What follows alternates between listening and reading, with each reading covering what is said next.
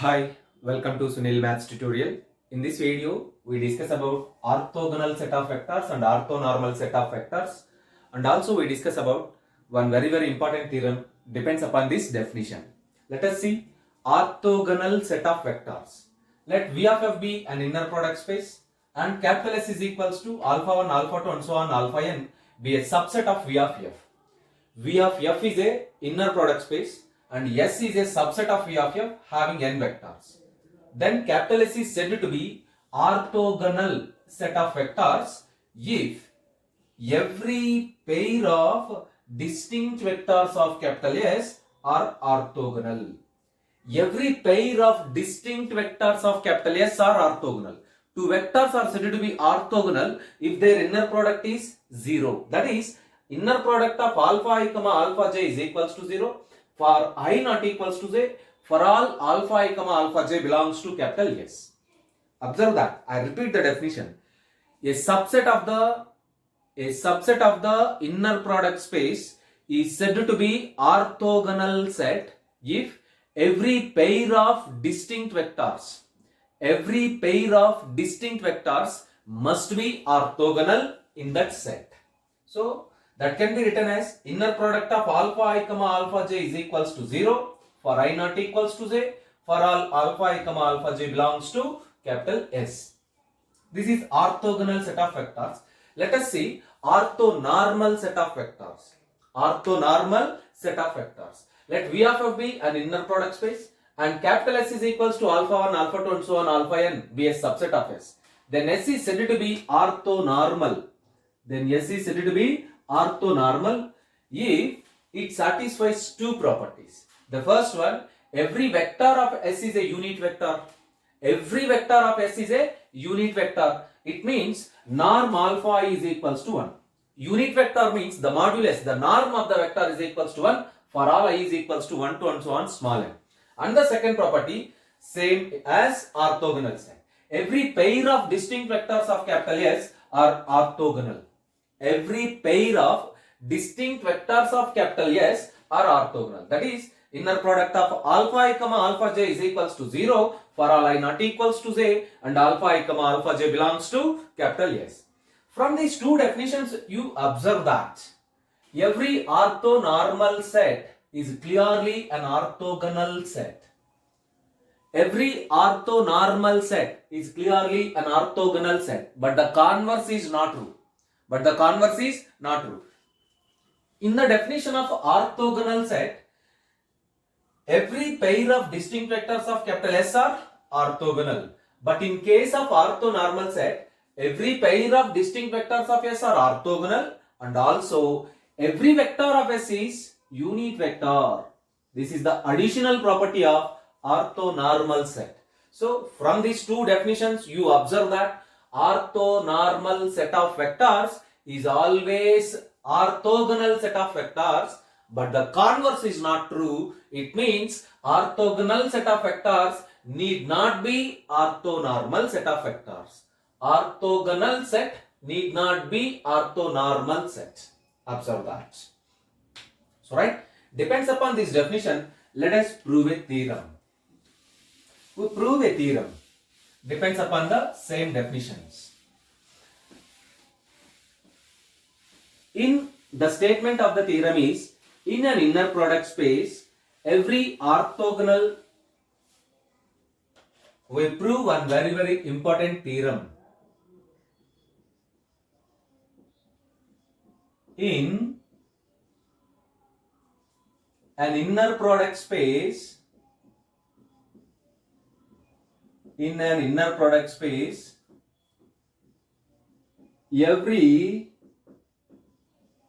orthogonal set of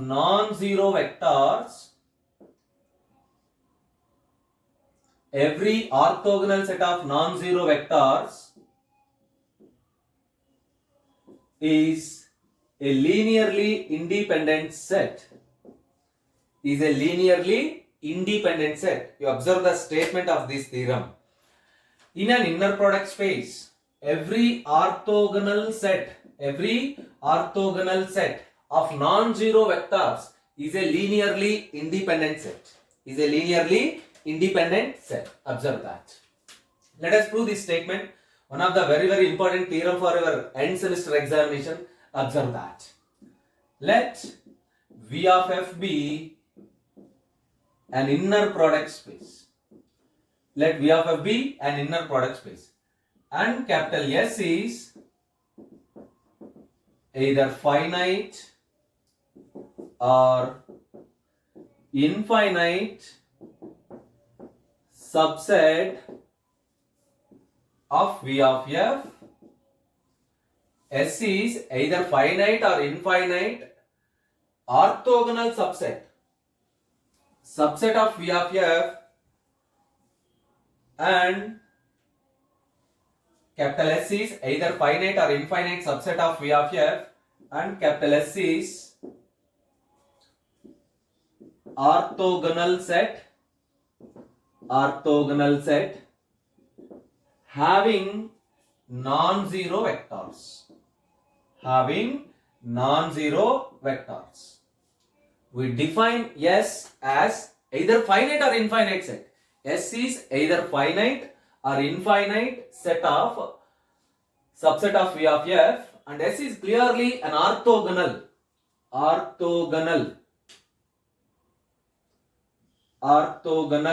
set having non-zero vectors. That is, you observe that S is subset to V and S is not equals to pi, and also every vector alpha I belongs to S implies alpha I not equals to 0. Alpha I not equals to 0 for all I. And also, by the definition of orthogonal, inner product of alpha I comma alpha j is equals to 0 for I not equals to j. For all alpha I comma alpha j belongs to capital S. You observe that V of f be an inner product space, and S is either finite or infinite subset of V of f. Suppose S is orthogonal set having non-zero vectors. That is, S is subset to V, S is not equals to pi, and every vector alpha I belongs to S implies means alpha I is a non-zero vector. And also by definition of orthogonal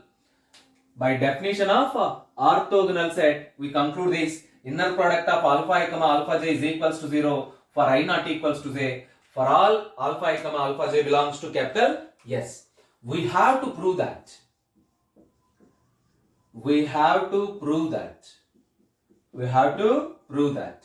Capital S is linearly independent. You have to show that capital S is linearly independent subset of V of f. So right.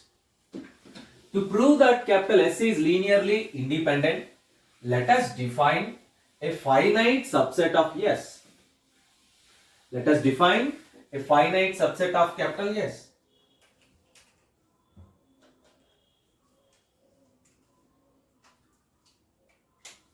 Let capital T is equals to alpha 1 comma alpha 2 comma and so on alpha m be a finite subset of S. Be a finite subset of capital S. Suppose there exist scalars a1 comma a2 comma and so on an such that am. Suppose there exist scalars a1 comma a2 comma am belongs to the field capital F such that a1 alpha 1 plus a2 alpha 2 plus and so on plus ai alpha I plus and so on plus am alpha m is equals to 0 bar. Am alpha m is equals to 0 bar. Let it be equation number 1. We define a finite subset of S. T is a finite subset of S having m elements. Suppose there exists some scalars a1, a2 and so on am satisfying this relation a1 alpha 1 plus a2 alpha 2 plus and so on plus ai alpha I plus and so on plus am alpha m is equals to 0 bar.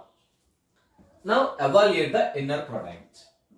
Now inner product of a1 alpha 1 plus a2 alpha 2 plus and so on plus ai alpha I plus and so on plus am alpha m comma alpha I is equals to.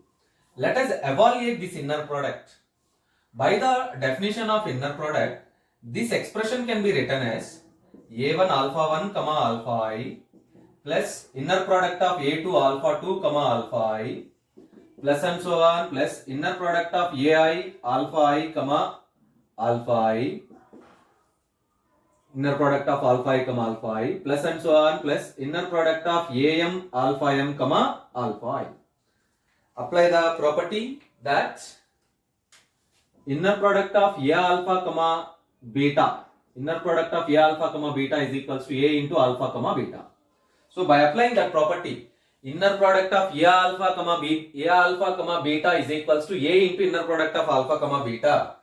These terms can be written as a1. These terms can be written as a1 inner product of alpha 1 comma alpha I plus a2 inner product of alpha 2 comma alpha I plus and so on plus ai inner product of alpha I comma alpha I plus and so on plus am inner product of alpha m comma alpha I. We know that these vectors are orthogonal set of vectors. If these vectors are orthogonal set of vectors, then by the definition of orthogonality, inner product of alpha I comma alpha j, inner product of alpha I comma alpha j is equals to 0 for all I not equals to j, by the definition of orthogonal vectors. So this expression becomes a1 into 0 plus a2 into 0 plus and so on plus ai into inner product of alpha I comma alpha I plus and so on plus am into 0. So finally you get simply this term only, ai into inner product of alpha I comma alpha I. In the left side we have, we prove this result. a1 alpha 1 plus a2 alpha 2 plus and so on plus am alpha m comma alpha I is equals to, we prove this one, ai inner product of alpha I comma alpha I, inner product of alpha I comma alpha I. Now you observe that in the left side, this term a1 alpha 1 plus a2 alpha 2 plus and so on plus am alpha m is equals to 0 bar by equation 1. Applying equation 1, this term becomes 0 bar with alpha I is equals to ai inner product of alpha I comma alpha I. We know that inner product of any vector with 0 vector is equals to 0. Inner product of any vector with 0 vector.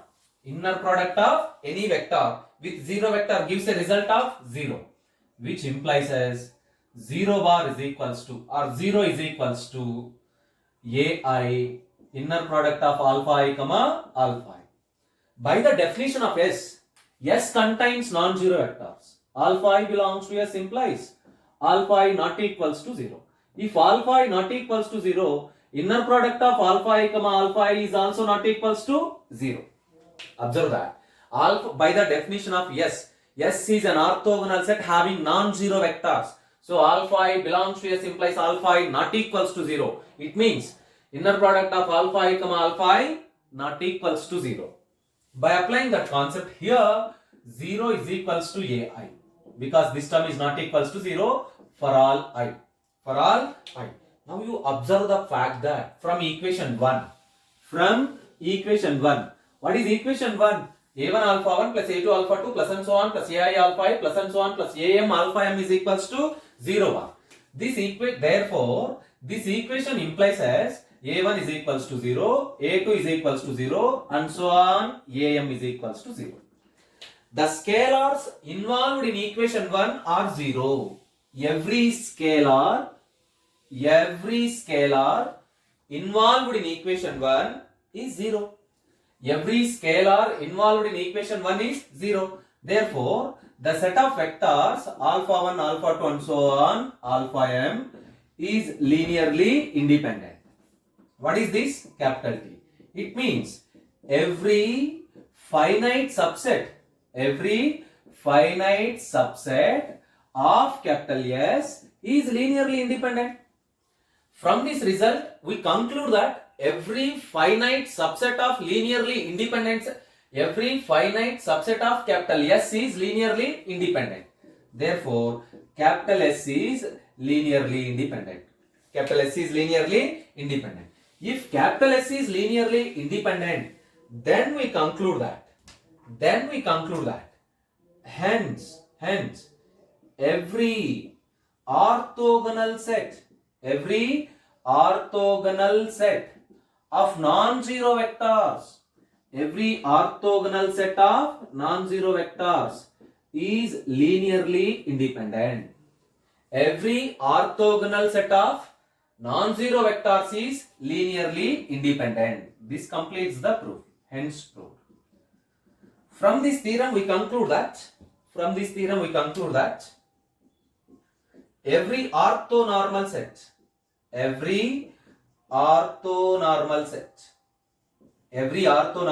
is linearly independent. Every orthonormal set is linearly independent, because we know that you write the same proof for this statement also, because every orthonormal set is nothing but orthogonal set. Every orthonormal set is clearly orthogonal set. And also remember that orthonormal set does not contains the zero vector, because every vector of orthonormal set is a unit vector. Orthonormal set does not contains zero vector, because every vector of orthonormal set is a unit vector. Means the modulus of that vector must be equivalent to 1. It means they are non-zero vectors. You observe that from the same proof you can conclude one more statement. Every orthonormal set is linearly independent because it is a orthogonal set. Observe that.